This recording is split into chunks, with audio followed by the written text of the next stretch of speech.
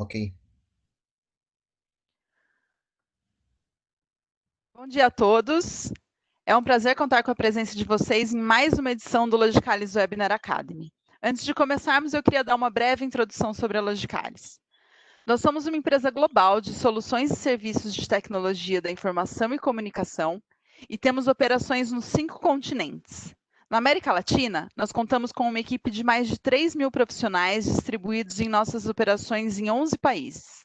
No Brasil, contamos com escritórios em São Paulo, capital e interior, Rio de Janeiro, Porto Alegre, Curitiba, Brasília e região Norte e Nordeste. Temos a missão de ser um agente transformador da sociedade e acreditamos na aplicação de nossas tecnologias inovadoras para suportar os mais de 1.000 clientes no caminho da digitalização dos seus negócios, sempre com soluções desenhadas sob medida para cada necessidade. Mais uma vez, eu gostaria de agradecer a presença de todos nesse webinar. Caso tenham qualquer dúvida, nos enviem as suas perguntas pelo chat ou solicitem a funcionalidade de levantar a mão, que fica ao lado do nome de vocês para interagir com os nossos profissionais. O evento ele será gravado e ele vai ficar disponível na nossa plataforma do Logicalis Webinar Academy. E, mais uma vez, agradeço a presença de todos. Hoje, nós vamos falar um pouquinho sobre serviços críticos e alta disponibilidade. Quais são os desafios que já existiam, né, antes da pandemia? Então, a pandemia ela deixou evidente a alta demanda de serviços digitais. Mas e quem sempre lidou com alta demanda por disponibilidade? Nesse webinar, nós vamos falar sobre os desafios das áreas de TI com serviços de missão crítica e a importância de um plano de continuidade e de uma robusta gestão de serviços. Para falar um pouquinho sobre isso, nós convidamos aqui o Carlos Alves, que é diretor de serviços na Logicalis, e convidamos também o Cristiano Araújo, que é superintendente de tecnologia na B3, e está participando com a gente aí. Obrigada, Cristiano, pela presença, por ter aceitado o nosso convite. É um prazer contar aí com você nesse webinar. É com Vamos vocês, lá, bom meninos. dia a todos.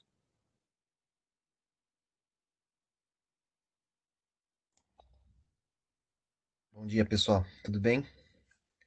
Bom, Joyce, se você puder me passar a apresentação aqui, eu começo a compartilhar, por favor. Bom dia. Primeiro, agradecer a presença do Cristiano, aceitar o convite. Acho que é sempre melhor que a gente possa fazer uma conversa, que é mais dinâmico do que outra apresentação que a gente possa passar aqui simplesmente e alguns conceitos que fazem sentido de ser reforçados, mas principalmente acho que a gente consegue, conversando e trocando experiências aqui, acho que ajuda todo mundo a pensar nos seus próprios negócios, no seu próprio dia a dia. Tá? Então, obrigado de novo, Cristiano. A gente pode seguir aqui. Vamos lá. Já fez uma breve introdução da gente, depois vocês têm os nossos dados, se vocês quiserem, porventura, entrar em contato. Durante a apresentação também podem fazer questões aí pelo Q&A ou pelo perguntas e respostas aqui do Webex, tá bom? Aí a Joyce e a Fabíola vão ajudando a gente a ver as perguntas, se eu acabar pulando alguma coisa aqui, tá? Mas quanto mais vocês puderem falar também, ou contribuir com exemplos, a gente discute em cima dos exemplos que a gente trouxe aqui e também da, de vocês, tá? Para começar, espero que todos também estejam bem, de saúde, bem cuidados com vocês, com as famílias, com os colegas de trabalho. A gente está vivendo um momento, espero que único, o nosso, nossa hora de viver aqui nesse planeta. Há coisas que as outras gerações veem também, então mantenham-se a salvo aí, cuidem das pessoas, cuidem de vocês, da família, que é importante, tá? Ah, e para não trazer um exemplo especificamente do Covid aqui, que a gente tem ouvido falar muito e muitas atividades, eu trouxe um exemplo um pouquinho mais antigo, nem tanto, infelizmente, mas um evento que aconteceu aqui em São Paulo em novembro de 2018, em que não sei se todos se lembram, acompanharam, foi o rompimento de um pedaço da ponte do Jaguaré aqui. Até por coincidência eu moro aqui perto e, obviamente, toda a questão do caos do trânsito, etc., que eram grandes preocupações na época, a gente vê uma disrupção de serviço aqui, né? A ponte para, havia um risco, tinha pessoas passando por cima com o carro, que podia ter causado um acidente mais grave, com fatalidades, e felizmente isso não aconteceu, foi só o susto mesmo. mas você vê uma situação bastante reativa aqui, ou seja, você vai deixando, a ponte está lá, ela está funcionando, os carros passam em cima, caminhão passa em cima, gente, ciclista, todo mundo está passando ali no dia a dia, porque precisa acessar as avenidas, e de repente esse negócio quebra, né? Dá um degrau na ponte, 2 metros e pouco de altura de degrau, né? E aí a gente vê essa questão do suporte reativo, né? Ou seja, legal, quebrou, agora precisa arrumar, né? Se mobiliza uma série de pessoas, série de profissionais, contratações emergenciais para que você possa resolver o mais rápido possível, tentando minimizar o impacto, e normalmente o suporte reativo ele acaba sendo mais demorado do que o normal. Se tivesse parado para uma manutenção, talvez você ficasse aí, vai, umas semanas com a ponte interditada, com alternativas viáveis por outras localidades da cidade, há o impacto, mas enfim, é mais controlável, né? E acaba sendo mais caro também, porque você tem, como eu falei, contratações emergenciais, tem que resolver, não tem jeito, não vai poder deixar a ponte desse jeito. Há sempre as discussões, vale a pena reformar, tem que demolir, fazer tudo outra vez. Teve aquele outro viaduto em Santo Amaro que acabou tendo incêndio embaixo, sempre questionamento, abalou a estrutura, quebra e faz outro. Como é que a gente reage nessas horas? Porque aí já é tarde demais, né? E aí a gente vê aí que os gastos acabam excedendo muito. Depois eu acabei atualizando alguns dados mais que saíram publicados depois, né? Do incidente aí de novembro, já em 2019, também em 2020. Então você acaba gastando 5 vezes mais do que era planejado, você acaba tendo que forçosamente investir de uma maneira em cima da hora, né? E também fica com aquela incerteza, será que vai acontecer de novo? Pode acontecer em outro lugar, pode ter algum outro problema, né? Aí trouxe até uma atualização agora de fevereiro de 2020, até antes dessa questão toda de isolamento e tudo mais, em que a gente estava falando de cultura de manutenção, porque se você deixar essas pontes desse jeito, elas vão abrindo, né? Essa aqui é a ponte Ari Torres, para quem conhece, também ali na Marginal de Pinheiros, e dava, essa, no caso, nitidamente você via uma abertura no asfalto, né? Também mesma coisa, não interditada, o carro passando em cima, acesso livre ali, vai para Berrini ou para Avenida dos Bandeirantes, ou acesso à Marginal, enfim. Até a pichação ali, ironia, né? É meio cruel essas coisas, né? Mas é o que estava aparecendo mesmo. Então, essa cultura de manutenção, de pensamento proativo, é complicado, porque senão a gente vive nessa. Se a gente não fizer essas implantações, a gente acaba vivendo nesse mundo de incerteza, nessa preocupação constante da surpresa. Ou seja, será que vai acontecer? Pode acontecer? O risco? E como é que eu calculo isso? E assim por diante. Tá? Então, implantar esse tipo de cultura começa a ser razoavelmente importante, né? Eu queria começar essas conversas aí com o Cristiano, foi só para aquecer aqui, para o pessoal ir chegando também no nosso webinar aqui. Aí, Cristiano, queria compartilhar, que você pudesse compartilhar da tua experiência aí, né? Como é que vocês definem aí os serviços críticos na B3, que a gente sabe que opera com uma criticidade bastante alta, né? Todo o dinheiro de transações das empresas nacionais, internacionais, enfim. E um problema recente que você pudesse compartilhar conosco, falando dos critérios e como vocês lidam com isso no dia a dia, por favor. Tá legal. Esse é um assunto bacana, né? Importante. E aí, enquanto você estava mostrando a questão da Ponte do Jaguaré, assim, eu fiquei pensando como melhor abordar essa questão, né? Porque existem determinadas coisas que você pode remediar, e existem outras que você não pode remediar. Ou seja, por exemplo, se essa ponte de Jaguaré fosse um caminho único para ter algum serviço crítico ou essencial, dependendo dela, o que você faria não seria só um prejuízo maior para consertar, você causaria a ruptura de um serviço que talvez você não tivesse como se recuperar. Então, assim, eu diria que olhando para o business da B3, a primeira coisa que foi feita, e isso há bastante tempo, tá? A B3 é uma empresa muito estruturada, do ponto de vista de serviços críticos e continuidade dos nossos serviços. Até porque uma coisa que no dia a dia dá trabalho, mas nesses momentos ajuda, é a regulação, né? Então a B3 ela é muito regulada, pelo Bacen, pelo Banco Central, pela CVM, por vários outros órgãos que nos obrigam a ter um nível de excelência e controle altíssimo. Então, a despeito disso dar um trabalho grande para você manter sempre saudável esses controles, isso dá um conforto para quando acontece alguma intercorrência, você sempre tem um ponto de continuidade ou de negócio ou operacional para não ter a ruptura daquele serviço. Então, como é que a gente define, né, olhando a sua pergunta, serviços críticos na B3? Tudo o que pode causar um prejuízo de imagem ou reputacional para a companhia, tudo que pode trazer um prejuízo financeiro ou para a companhia ou para terceiros que dependem dos serviços da B3, e tudo que possa causar um prejuízo para os clientes que ainda não sejam clientes diretos da companhia, por exemplo, investidores que chegam através dos nossos corretores, na verdade, eles vão tomar um prejuízo na ponta. Então, é uma cadeia que é prejudicada. Então, quando a gente olha imagem, parte financeira e parte regulatória, que eu havia citado, é um tripé muito forte para a gente definir qual é a criticidade dos nossos serviços, né?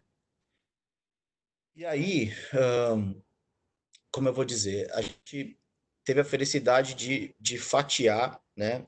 Vamos dizer assim, passar recortes dentro de todos o nosso arcabouço de sistemas e serviços, porque em algum momento a gente entendeu que não dá para tratar tudo igualmente crítico ou não igualmente crítico. Na verdade, você tem que ter noção, né? Considerando os 3 pontos que eu falei anteriormente, o que é mais crítico, o que é menos crítico, isso te ajuda a determinar qual o nível de controle que você vai ter em cada uma das faixas, né? E aonde você aceita tomar um certo risco, né? E tomar risco, que eu falo, é ter um caminho mais acelerado para a inovação, esse tipo de coisa que a inovação traz benefícios, mas ela traz riscos também no começo, principalmente no momento que a gente vive hoje, onde tem uma oferta gigantesca de coisas, né?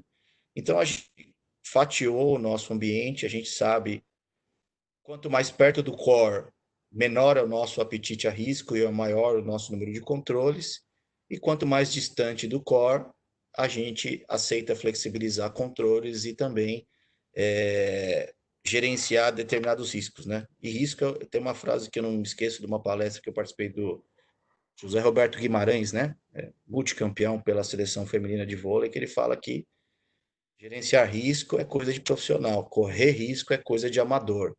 Então, correr risco, a diferença de gerenciar risco é quando você não tem nenhum plano B e não tem um mapeamento do que aquele risco, caso se materialize, pode gerar para você, né? Então, E é você saber onde você eu está acho que pisando, né? Essa frase é exatamente, interessante nesse sentido. Muito bom. Uhum. exatamente.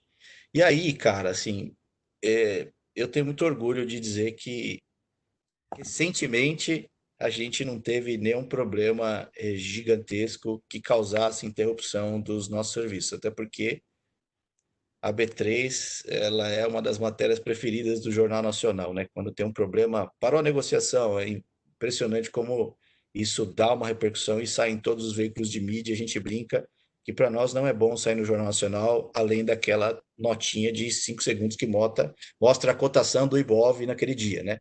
Vocês Então, podem chamar o plantão também, né? Porque se para pois chama o a plantão, gente é se na parar hora, né? tudo, chama o plantão. Exatamente. Pois é. Então, assim, a gente não teve nenhum grande problema. Podemos dizer que estamos há alguns milhares de dias, né, sem ter interrupção dos nossos negócios críticos. Óbvio que problema todo mundo tem, mas a gente tem as janelas de criticidade dos sistemas. Então, vou dar um exemplo para vocês: o nosso sistema de negociação, que começa a funcionar, né, o pregão eletrônico começa a funcionar às 10 da manhã. Ele tem uma equipe que acompanha 24/7, obviamente, mas o primeiro call que a gente tem acerca dele, né, como se fosse um warm-up da plataforma, que a gente começa a testá-la com artefatos internos, é às 6:30 da manhã. Ou seja, já encontramos sim problemas às 6:30 da manhã e que tínhamos que resolver às 10 da manhã. Já teve alguns que a gente resolveu às 6:31 e teve outros que a gente resolveu às 9:59, faltando 1 minuto para abrir o pregão. Mas efetivamente interrupção de serviço recentemente que parasse o nosso business, a gente não tem, graças a Deus. Fruto, de novo, de todos os controles e cuidados e processos que são implementados, que custa bastante dinheiro, custa bastante energia, custa bastante foco você manter tudo isso atualizado, testado e funcionando. Que talvez seja o que tenha faltado lá nas pontes, né? E se a gente tivesse feito alguns testezinhos, monitorações, alguns reparos proativos, a gente não teria chegado na situação que chegou e houve a interrupção de um serviço importante. Interessante que você falou que custa bastante dinheiro e esforço, e é fato, né? E colocar na balança que, como você falou, não só o impacto do jornal, mas o impacto aos seus clientes, a quem investe ali tudo, com certeza esse valor seria muito mais alto se você causa uma queda inesperada no funcionamento do pregão, certo? Não tenha dúvida, tenha dúvida. O custo, quando você soma a imagem, o prejuízo financeiro, a parte de regulação, alguma sanção que pode haver, obviamente vai Muito maior. ser N vezes o valor do dinheiro investido. É que existe a cultura de que TI é caro, né? Isso já existe. Então, Eu estou aí no mercado há 20 anos, no mercado financeiro há bastante tempo, e eu sempre ouvi isso e eu continuo ouvindo isso. A grande questão é que esse tipo de coisa é igual o seguro de um carro, né? Você paga sempre e você tem que ter a ciência de que você está desembolsando aquele dinheiro esperando não ter retorno nenhum dele, porque se você tiver que ter algum retorno, é porque você teve um problema grave que tem outros desdobramentos, um acidente, um assalto, um roubo, enfim. Então, isso. esses controles custam dinheiro, custam tempo, custam energia, mas efetivamente eles são menores os custos do que efetivamente você arcar com um problema sem cobertura ou proteção nenhuma. Legal, tá bom. E também a questão interessante, o pregão começa às 10, depois acaba à tarde e tal, então a operação com horário reduzido, na verdade, é onde você tem um SLA mais grave, né? Uma criticidade de operação maior. Todo o trabalho ao longo dos fins de semana, que eu sei que vocês fazem muito teste de aplicação junto com os parceiros, com os operadores, com todo mundo que está ali, né? Para realmente validar toda essa infraestrutura para que tomara que vocês arrumem sempre as coisas no máximo até as 9h59, porque ali na hora que o SLA pega para valer mesmo, é onde a gente tem esses serviços críticos e de alta disponibilidade, que é onde a gente Eu, eu, enxerga aí o eu alto acho que eu impacto. podia ter falado, Carlos, falhei em não dar um overview para a turma que está aí, que a B3, ela, a despeito de a gente ter falado do pregão, né, eletrônico, né, a negociação, o nosso trading, ela é uma companhia gigantesca que atende diversos serviços. Então, como vou dizer, a área de tecnologia, a área de operações, essas são áreas que elas são cross dentro da companhia. Então, a gente atende todos os segmentos. Então, nós temos o segmento de negociação, nós temos o segmento de pós-negociação, de depositária, onde tem a nossa clearing, liquidação, todo esse tipo de coisa. Recentemente, houve a fusão com a ECTIP, que deu origem à B3, e aí a gente tem também hoje todo o serviço de mercado de balcão, né? Então, CDBs, RDBs, e temos também a unidade de financiamentos, né? Tanto veicular quanto imobiliário, onde grande parte dos serviços de cartório e financiamento estão com a B3, e na parte veicular, todo o serviço Detran, que roda por trás de ônus e gravames, esse tipo de coisa, também está lá sendo processado por nós. Além de alguns outros serviços críticos do mercado financeiro. Então, eu diria que, para nós, como o nosso papo aqui é de TI e operação crítica, a despeito da minha janela de negociação ser entre 10 e 17, 18 horas, a gente tem mercado funcionando 24 horas por dia, O e dia o que todo. difere algumas vezes são janelas de manutenção, mas realmente é uma agenda lá puxada, né? E sim, a gente faz muitos testes, né? Como o mercado tem final de semana, por exemplo, o mercado de negociação não tem, então são as janelas que a gente encontra para fazer as nossas atualizações, testes, validações, enfim, todos os nossos controles. É isso aí. É crítico em cima do dinheiro de muita gente, em várias modalidades, aí, como você bem explicou. Sim. Legal. Tá bom.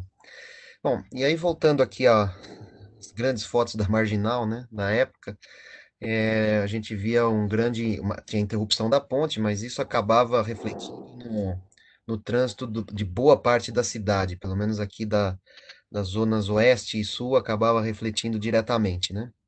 Um pouco da zona norte, já com a interligação da Marginal Tietê, para quem conhece aqui, a capital de São Paulo. Eu até destacava na época, que era uma época que eu ia de bicicleta ao escritório, que o ciclista aqui, ele não teve impacto, né? Mas você vê que a grande maioria das pessoas, como você falou, né, Cristiano, se é uma via única de passagem, como é que você faz esse negócio aqui respirar, né? Bom, outra coisa que sempre lembra a gente na parte de serviços críticos, que é bastante comum, e você pode ter processos, isso aqui não é necessariamente uma coisa ruim, mas desde que você tenha regulação de processos e entendimento de para que elas servem direitinho, as famosas conhecidas por war rooms, ou as salas de guerra, né? Que elas podem ser infinitas, custosas também. Às vezes aparece elefante na sala na hora errada, vai discutir um outro assunto, mas tem que botar a operação para funcionar de volta.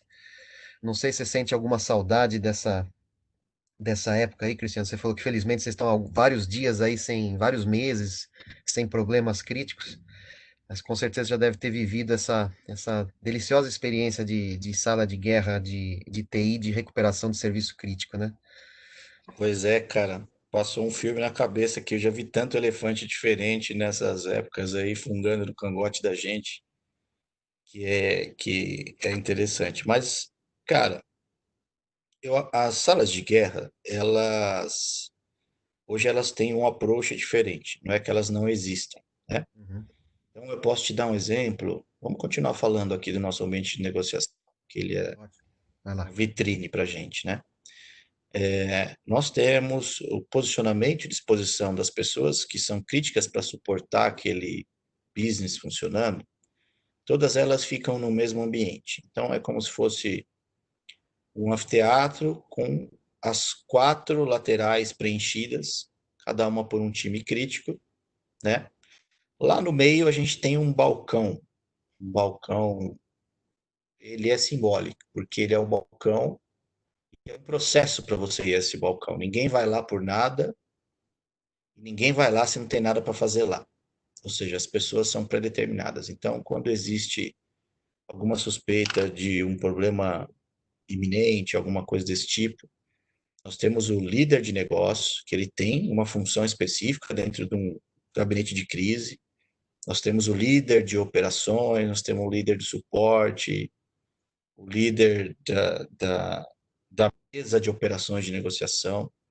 Então, essas pessoas se reúnem e realmente, se você olhar de cima, você vai ver muita gente trabalhando, 50 pessoas em cada parede, vamos dizer assim, são as quatro preenchidas, e lá no meio você vai ver quatro ou cinco pessoas, que elas estão discutindo, né, um alinhamento de diversos pontos de vistas diferentes e quais ações tomar em cima de um problema iminente ou problema que a gente ainda não tem a certeza de qual ação, melhor ação a ser tomada. Então, essa é a nossa sala atual de crise, então ela é sempre necessária.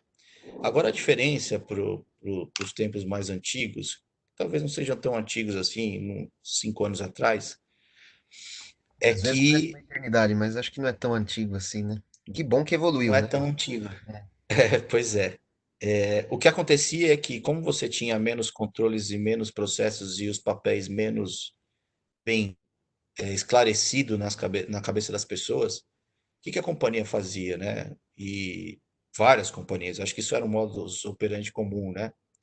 Você pegava todo mundo que você imaginava que pudesse ajudar com a solução daquele problema, às vezes em maior ou menor escala, e você pecava pelo excesso. Você enfiava todo mundo dentro de uma sala, dizia: vocês não vão sair daí até a gente resolver esse problema, e a gente vem aqui de tempos em tempos para pegar um report. Eu fico aqui junto com você até resolver isso aí.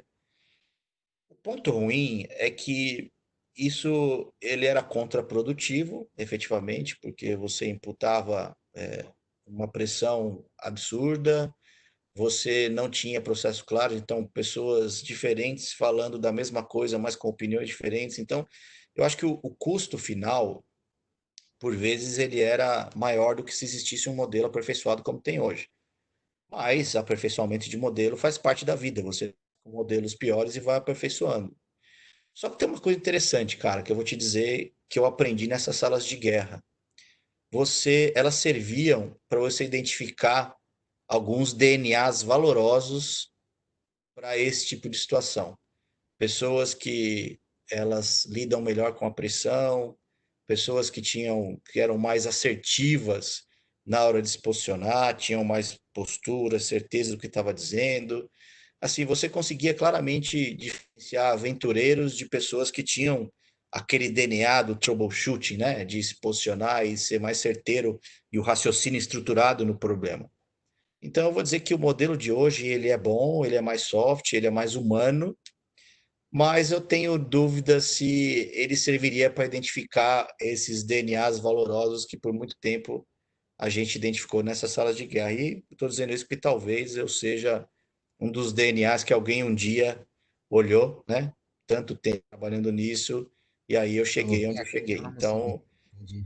produzia muita gente forte, muita gente boa. A questão é que era insalubre, não era muito saudável, né? Uhum. Acho que se a gente pegar o aprendizado disso e tentando colocar, vamos pensar num método de evolução, acho que a gente falou do processo, né?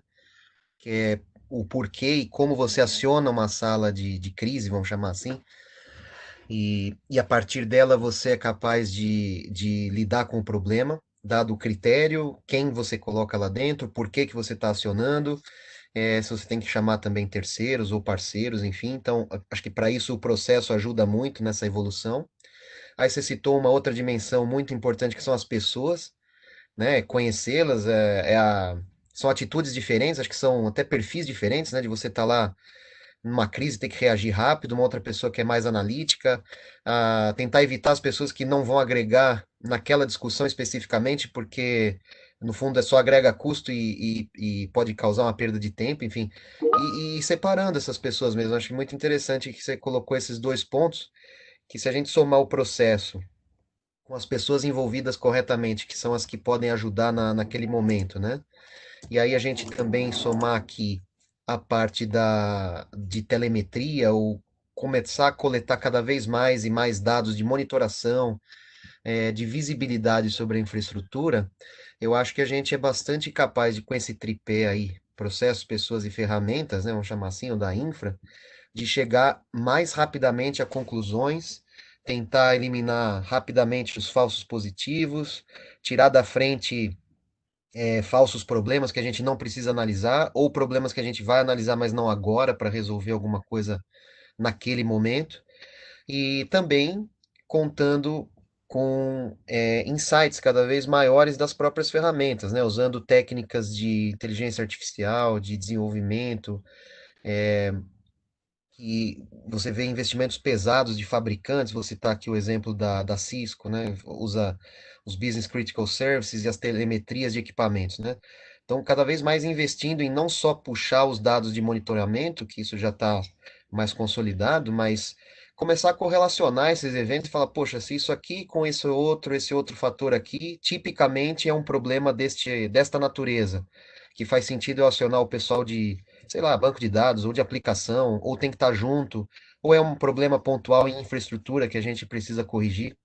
Então, acho que somando essas três coisas, a gente passa a ter um perfil bastante poderoso ali de análise e ajudar. Quando você falou ali, né? A hora que o pessoal encosta no balcão é para valer mesmo, né? Então, tendo a alimentação dessas informações, eu acho que ajuda bastante Sim, nessa questão. verdade. A gente faz bastante uso desse tipo de tecnologia. Eu faria adicionaria uma, uma questão sobre isso, que é assim, né? As ferramentas são ótimas, elas são fundamentais para o apoio, né? Mas elas são meio, né? Isso. Para que elas entreguem para você o que você precisa para você tomar decisões importantes, você tem que saber calibrar, né? E saber o que você quer medir, que tipo de informação você quer que ela te dê e de que forma você quer que ela te dê. Então, além de ter clareza em qual ferramenta, você tem que investir um baita tempo na modelagem dessas ferramentas. E aí, não estou dizendo só de infraestrutura, você tem que, inclusive, juntar outras áreas, né? Acaba virando uma ferramenta de BI, vamos dizer, de infraestrutura, para que o que ela te apresente ali de resultado dentro de um dashboard te dê condições de determinar indícios de problema, comportamentos anômalos antes de acontecer um problema mais grave, seja ele de capacidade, de indisponibilidade, porque, assim, cara, impressionante quando você tem um problema e você sai desse problema depois, você resolve, você para fazer um pós-mortem dele. Impressionante como você lembra de fatos que estavam dando sinais que isso poderia acontecer. Só que você está no meio no piloto automático, muita coisa durante o dia a dia, você acaba ignorando de forma não intencional. Mas essas ferramentas não, né? IA, toda a parte de telemetria, elas são fundamentais porque elas não imputam julgamento sobre as informações, elas não descartam assim como a gente faz. A gente acha que não é importante, pode estar ignorando alguma coisa importante, o que a ferramenta te ajudaria a manter no radar. E aportar a inteligência das pessoas, como você falou dos perfis, né? O pessoal que conhece efetivamente o negócio e tudo mais, trazendo essas como formato de regras de alimentação para a ferramenta também e aprendendo, porque você soma, né? O conhecimento de experiência do teu ambiente, o conhecimento do fabricante, o conhecimento da regra de negócio, e isso vai fazendo com que você alimente melhor a inteligência artificial para que ela te gere resultados mais úteis, digamos assim, né? Eu vi vários projetos de implantação de ferramenta que acabam falhando. Poxa, é muito ruim, né? Porque, no fundo, você gera uma expectativa de investimento, você faz o investimento, uma expectativa de resultado, e você acaba não colhendo os frutos ali, porque não... Tá bom, a ferramenta, a melhor do mundo, tá lá, funciona, ela tira dados, etc., mas no fundo você não consegue fazer uma análise objetiva do que está saindo de lá. Sai um monte de coisa, você fala, bom, eu vou continuar fazendo do mesmo jeito porque eu não sei nem por onde começo, né? Então Cara, não é, adianta você ter um carro super veloz se o piloto não for bom, você não vai conseguir resultados. É isso que você está dizendo, você tem toda razão. tem que saber olhar. Eu me lembro um projeto que nós fizemos com uma empresa de ciência de dados, né? O pessoal muito bem capacitado, né? O pessoal, formação extremamente excelente, pessoal muito bem formado, trabalha fortemente com inteligência artificial e ciência de dados. E a maior parte do projeto a gente ficou discutindo, na verdade, o passo antes, que era o porquê, o que que eu quero saber dos dados, né? E essa pergunta não é normalmente um cientista de dados que vai te ajudar de fora a falar isso. É você que tem que pensar no que você quer responder, né? Acho que você estava citando questões como regulamentação, regulação que você tem dos órgãos de governo e etc. Ou certificações, ou que você é exigido e também você exige de parceiros, exige de clientes, né, para poder operar. Passa por isso também. Essas regras têm que ser trazidas para o jogo e pensar criticamente para que que eu vou usar aquele dado, qual informação eu quero obter. Você pode ter boas surpresas, ou você pode ter simplesmente uma inundação de dados que vão acabar te levando ou não vão te levar a lugar nenhum, né? Você pode ter um banco de dados inteligente ou você pode ter um bando de dados, né? Depende. Se Uhum. você não formatar adequadamente, você vai ter um bando de dados, não um banco de dados. E aí não vai servir para muita coisa. E fica Mas, lá aquele cara, é relatório importante grandioso, né? você, mas é importante você se cercar das pessoas certas. Seja o cara que desenvolveu e conhece a ferramenta como um todo, né? Seja o cara de negócio, o cara de tecnologia. Na verdade, a gente tem que colocar as diversas visões, porque uma cabeça só pensando, ela pode tomar uma decisão por um viés diferente do todo. E se você pensar para que existe a infraestrutura, para que existe o sistema, eles existem para suportar o business. Então, na verdade, a gente tem que ter clara noção de qual que é o impacto na ponta para o cara que está consumindo aquele business nas nossas tomadas de decisão. Então, pode ser que eu preciso tomar uma ação de reiniciar parte da minha infraestrutura. Mas por quê? Por que que você vai falar? Qual que é o percentual de certeza ou de risco que a gente está dessa infraestrutura ter um problema? Se é 99% é uma coisa. Se é 80, é outro, porque pode ser que eu perca tanto dinheiro na ponta que eu prefiro lidar com esses 20% do que efetivamente assumir, tomar uma decisão. Então, a visão de TI é uma, a visão de negócio é outra, mas o legal desses processos e fóruns que você falou é sair com uma decisão colegiada, né? Não, nem eu ia dizer nem sempre, mas nem nunca ela é unânime, né? Mas ela é sempre consensual. As pessoas definem uma, uma ação a ser tomada e todo mundo concorda e a gente usa aquela filosofia que a avó da gente ensinava. O combinado não é caro. Ainda Isso. que dê um resultado diferente do que a gente tinha pensado, o combinado não é caro porque todo mundo combinou aquilo e a vida segue. É, porque esperar que você vai chegar a uma unanimidade sobre algo é bastante complicado, né? E aportando essas diferentes visões, eu acho que é onde você traz para a tomada de decisão, que também tem que ser um processo bem determinado. Acho que isso se aplica, tá falando aqui do teu exemplo em mercado financeiro, mas isso se aplica a todas as indústrias, né? Ou todas as prestações de serviço, porque se você determina como você vai tomar essa decisão, você tira isso vamos dizer assim, do sentimento de herói. Ah, não, é só o fulano que decide, porque ele é que manda e tal, e você passa a ter esse tipo de ou colegiado ou conselho e tal, que são pontos de vista diferentes, né? Isso eu acho que enriquece É, muito o processo de decisão das empresas. Carlos, Sim, uma coisa que eu aprendi, outra coisa, né? 20 anos dá para aprender bastante coisa. ótimo. E Fábrica de compartilhar com você, heróis, né? olha só, fábrica de heróis é sinônimo de ambiente não organizado. É isso. Então, eu vi muitos heróis serem fabricados, mas eles eram fruto de algum tipo de desorganização, enfim, Uhum. porque sempre aparecia alguém para salvar o mundo. E, na verdade, se a gente tivesse as nossas coisas organizadas como elas já são há bastante tempo, teríamos vários heróis, inclusive heróis anônimos, heróis menos anônimos, enfim, que todo mundo faz parte da construção aí. Então, fábrica de heróis é sinônimo de ambiente desorganizado. Isso. E eu acho que esse eu acho que é um contraponto legal de fazer, que você estava citando lá um pouco antes, né, de buscar as pessoas que têm aquele perfil de resolver e etc. E agora você falou da fábrica de... Eu acho muito importante ter essa distinção, né? Não quer dizer que Uhum. é, toda hora você tem que forçar a pessoa a ser um herói para aí você, ah, então esse cara se destacou, esse cara segue, né? E os outros não, e assim por diante.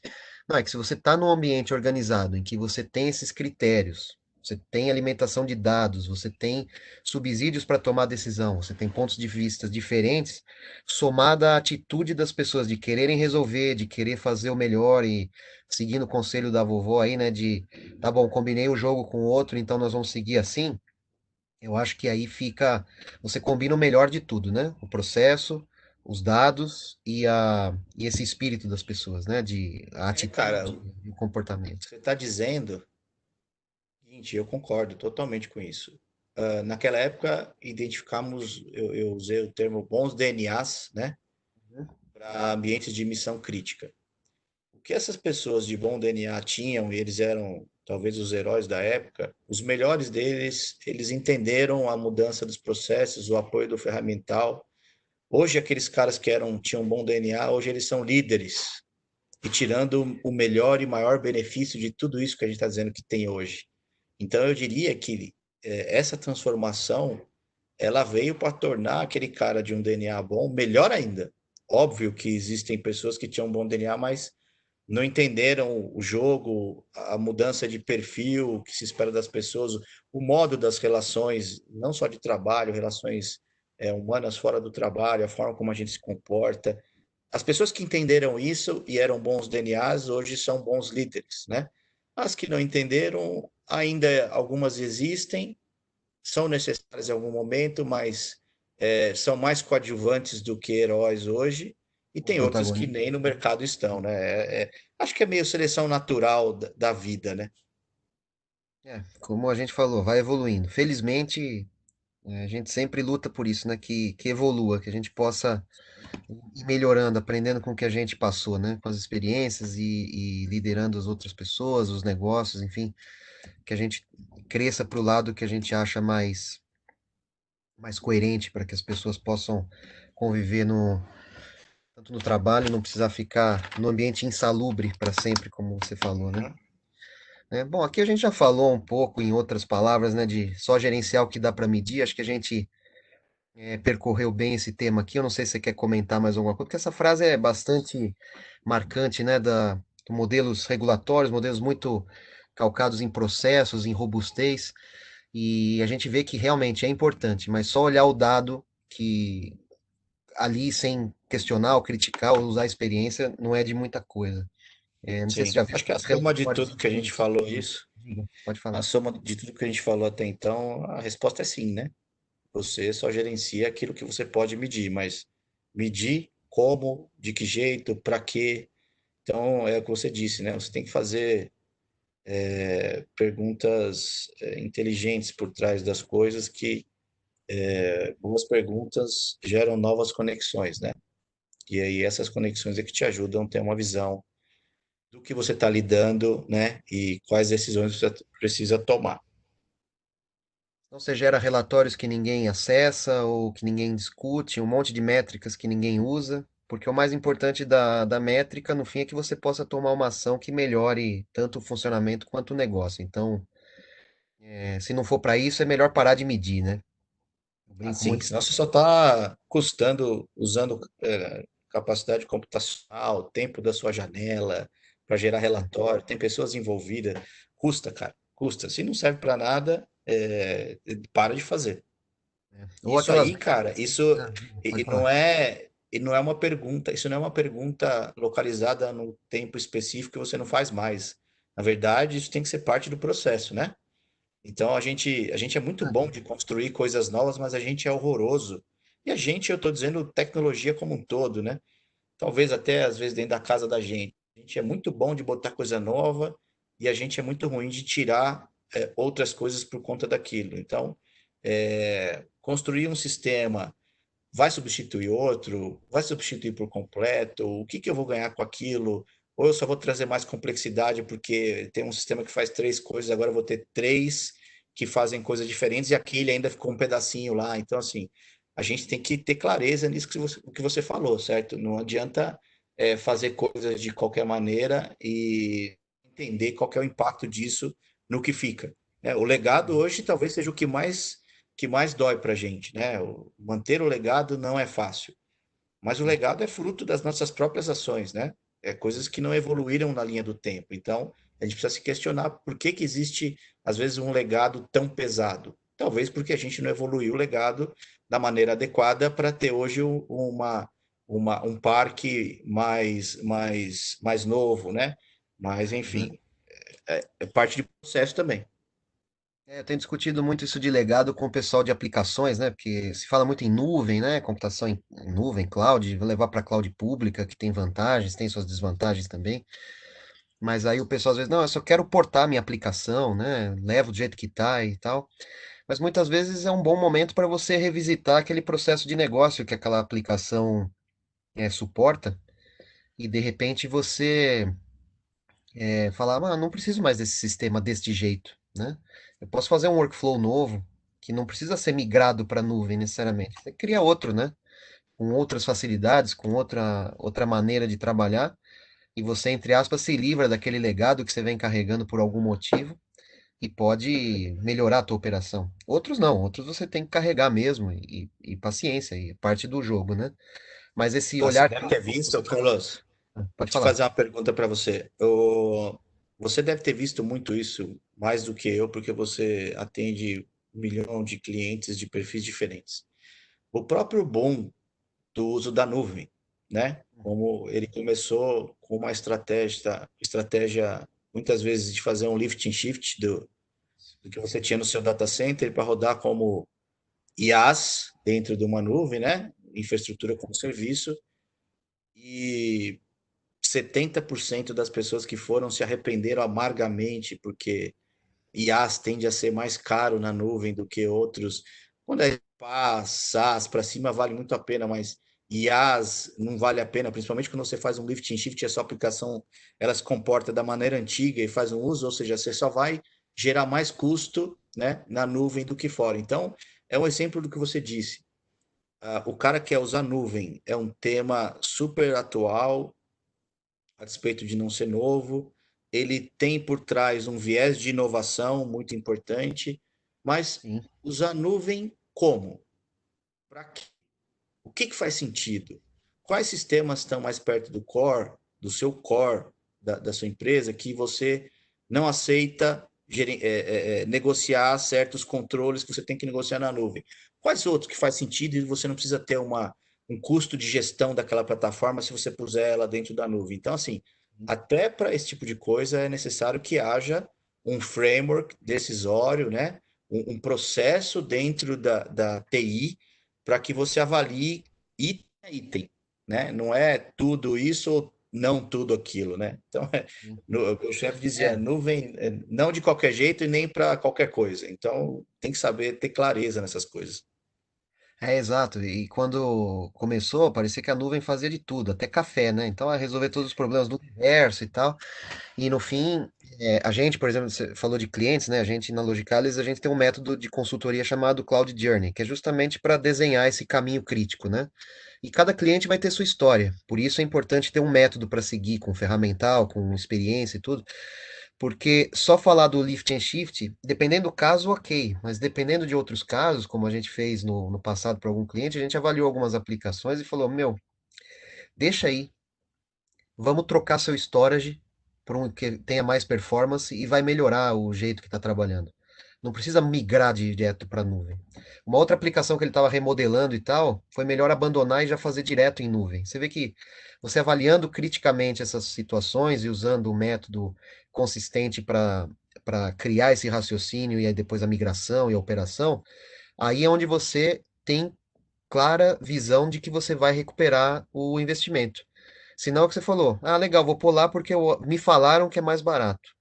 A hora que você vai fazer a conta na ponta do lápis, se você tem questões de muito tráfego ou muito download, dependendo da aplicação que você tem, você pode gastar mais dinheiro. Se você está Sim, gastando mais dinheiro porque você tem mais benefício de negócio, bom, pode ter sido uma boa decisão, desde que essa fosse o teu critério, né? Se não, você está só gastando mais dinheiro do que estava antes. E como é que você vai explicar isso depois para o seu chefe que você fez o BP, o business plan, calcado em redução de custo? É complicado. Então, é legal trancado. você usar essa jornada mesmo, tá? Só queria aproveitar um tempo aqui também para a gente mostrar um exemplo fora um pouco aí da área de finanças, né? Mas como você estava falando de medições e tudo, a gente até falou da ponte, e que é possível hoje, se a gente olha para questões de internet das coisas, cada vez mais aplicáveis em modelos de negócio, né? Como é que a gente pode trabalhar em outras indústrias? Então, por exemplo, um fabricante de carro que a gente fez um projeto para medir a telemetria do motor, né? Esses motores são muito grandes, são caríssimos, e quando você para, ele para por muito tempo a fábrica. Não dá para trocar um pedaço dele. Você tem que tirar o motor, é um negócio gigante mesmo, e dá um trabalho, e você tem muito tempo parado de fábrica, prejuízo, né? E aí a gente tem maneiras de levantar dados, de fazer essa telemetria e ir lá pontualmente e falar, opa, peraí, aqui carece de uma monitoração. Esse motor escorrega na plataforma, né? Como se apoiasse ele, ele vai escorregando. Se ele escorrega e sai do prumo, como meu pai dizia, né? Você tem que arrumar ele. Se você não arrumar ele, ele descalibra e pode quebrar um pedaço lá dentro, porque ele tem que estar sempre bem alinhadinho, né? E você detecta isso antes, tá? Então, esse é um exemplo de outras indústrias que também podem se beneficiar de predição. Chegou uma pergunta aqui, o pessoal estava falando de vazamento de clientes de dados pela Amazon, né? Que usavam a cloud da AWS. Isso já aconteceu não só na AWS, mas outros provedores de nuvem. O importante é esclarecer uma questão sobre nuvem, já que a gente estava falando desse assunto, aproveitando aqui a pergunta, Cristiano, que é o seguinte. Não é porque você levou algo para a nuvem que o assunto está resolvido. O dado continua sendo da tua empresa, a responsabilidade sobre ele continua sendo sua, e tudo mais. Então é importante que os serviços atrelados a eles, seja de segurança, acesso, confidencialidade, disponibilidade, a maneira como eles são tratados, as aplicações, continuam de responsabilidade do cliente, né? Então, eu já vi de um outro cliente que tinha comprado um sistema, além desse sistema de vazamento de dados, né? Um outro cliente que tinha comprado um determinado hardware para fazer suas atividades e tal, e não tinha comprado uma solução de backup, não justificou isso no business plan, enfim. Então, é uma complicação. Mas voltando a esse ponto do vazamento de dados de cliente, quando o dado está lá, a responsabilidade continua existindo. É sua, é do gestor da empresa, né? Então é importante continuar trabalhando com as políticas, com os processos, com as atividades que sejam necessárias. Agora, no Brasil, com a entrada mais forte com relação à LGPD, que é a Lei de Proteção de Dados, isso se torna ainda mais crítico, né? Aqui, vocês estavam falando de um cliente aqui no Brasil, teve um dos vazamentos mais famosos foi do Walmart nos Estados Unidos, né? Vazamento de dados, é o mesmo drama. Então, cuidado com esses processamentos, porque tem que ser uma conectividade, tem os benefícios, é uma maravilha. Mas esses cuidados precisam continuar existindo. Se você quer comentar alguma coisa, Cristiano? É, eu tenho dois pontos importantes sobre isso, né? O primeiro deles é que o fato de você ir para a nuvem não significa que você está isento de todos os a necessidade de atenção e controles que você tem no ambiente on-premise, né? Então eu Uhum. costumo brincar e fazer uma analogia que ir para a nuvem é igual você mudar de uma casa para um condomínio. Efetivamente, tem ali uma porteira, certos controles que são controles para o condomínio como um todo, mas aquilo não analisa o perfil de cada pessoa que mora, se tem uma pessoa que é muito exposta financeiramente, a outra não, enfim. O que Uhum. eu quero dizer é que os cuidados com a sua vida, quando você vai entrar, vai sair, se deixa trancado, se deixa aberto, se tem seguro, se não tem seguro, se expõe na rede social, não se expõe na rede social, isso tem a ver com a pessoa. E o fato dela ter saído para uma casa, para um condomínio, isso não tem que mudar. Então as pessoas tendem a ir para a nuvem e imaginar que estão delegando uma série de coisas importantes que elas tinham que cuidar na casa e agora não precisam mais. Na verdade, é muito diferente disso. O que a nuvem está te entregando é a abstração, né, de alguma questão, principalmente questões de infraestrutura, mas os controles, os ajustes, toda a parametrização tem a ver com o seu negócio. Então a pessoa tem que ter muita clareza de como ela vai implementar aquilo. Se ela pegar e ignorar isso, ela vai ter problemas.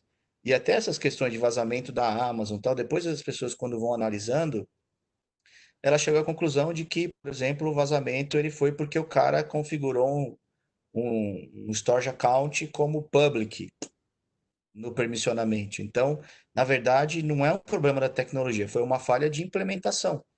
E Hoje a aí, gente vê muito integração de ferramentas assim, você manda dados diretamente para o WhatsApp para agilizar um suporte, alguma sim, coisa assim, e no fundo você está levando dado portas. confidencial para uma plataforma aberta, né?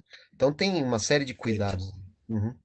Então, assim, ir para a nuvem não significa que você está delegando a sua vida para alguém que vai cuidar tudo de tudo. Na verdade, não. Você está abstraindo algumas questões importantes, mas os controles mais críticos você nunca deve delegar para ninguém. Eles são do seu business, você tem que cuidar ele com todo afinco. E mesmo como você falou também, um chamado anterior, que a gente falou que vão mudando os skills das pessoas, né, os conhecimentos necessários. Antes era o especialista do storage físico, agora pode ser um especialista da arquitetura já em nuvem. Mas do mesmo jeito os E a única cuidados coisa comum também, entre eles é o nome storage, né? Porque o jeito de fazer é diferente. então é diferente. Bom, estamos indo na reta final aqui, para a gente encerrar nosso bate-papo, que acho que foi proveitoso aqui. Então, só uma mensagem final aqui sobre sucesso do cliente também, que a gente entende como falamos um pouco de investimentos, né, para evitar essas frustrações, é que a gente consiga efetivamente é, adotar essa tecnologia e estar junto sempre para que não fique lá, comprei uma ferramenta e aí gera dado, mas a gente não acompanha. Como é que a gente faz isso ao longo do tempo? É como, às vezes a gente compra um eletrônico para casa e acaba não usando direito. Fala, poxa, gastei dinheiro com isso e não estou usando. É a mesma coisa na empresa. Fiz um business plan, aprovou, está aqui, só que a gente não usa direito, não usa da melhor forma. Como é que a gente garante esse tipo de coisa? É através da abordagem de adoção, de presença de constante olhar para essa tecnologia, para os processos e fazer ele alinhado com o processo de negócio. Aí, Cristiano, queria pedir para, mais como um encerramento, já que a gente está chegando na hora aqui, uma mensagem final sua da conversa aqui. De novo, te agradecer pela presença e acho que a conversa foi muito boa aqui. Dessa questão de conversa entre área de negócio e técnica, que normalmente não é fácil, mas como a gente conversou aqui, extremamente necessária. Ah, de resultados nós já falamos, mas alguma mensagem que você queira deixar também para o pessoal que acompanhou aqui a gente e depois tem acesso aí pela, pelo canal da Logicalis. Legal. Eu aproveito para agradecer o convite, a disponibilidade de todo mundo que está participando. Eu acredito muito que o compartilhamento é uma ferramenta poderosa para a gente evoluir como um todo. Ou seja, se todo mundo contar um pouquinho do que sabe, do que aprendeu, todos os que ouvirem aquilo certamente vão sair dali com alguma lição, algum aprendizado novo. Isso não custa nada, né? Custou 1 hora para nós aqui, mas é barato perto do que talvez a gente tenha gerado de informação para alguém que está nos ouvindo.